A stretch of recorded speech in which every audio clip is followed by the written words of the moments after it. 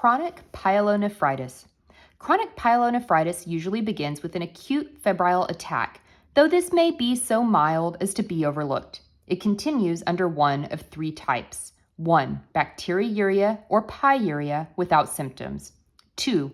Painful symptoms with pyuria. 3. Toxic and septic symptoms with pyuria. These clinical types are not mutually exclusive. Indeed, many patients during the greater part of the course of their disease suffer no subjective symptoms at all and may be classed under the first type. But from time to time, they not only develop painful symptoms or septic or toxic symptoms, but also may suffer intercurrent attacks of acute infection. The more acute attacks are likely to occur in one kidney.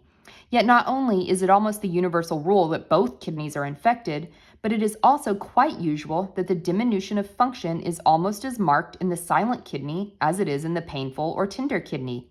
Such cases are manifestly poor subjects for nephrectomy. Stone, either primary, the cause of infection, or secondary, the result of infection, is a very common complication of chronic pyelonephritis. The prognosis of these chronic renal infections is bad. The milder types are indeed curable, and even if not cured, may continue for many years without gravely impairing the patient's health. So long as the kidney drainage is good, the patient may scarcely call himself sick, although he may have had an active chronic pyelonephritis for many years.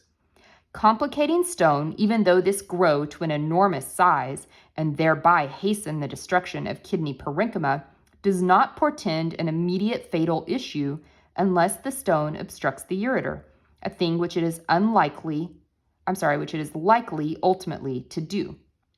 But I have known several cases to continue in very good health for 30 or 40 years, even with stone, plate 6.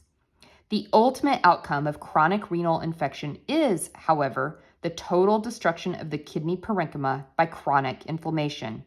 If retention predominates over infection, the result is infected hydronephrosis.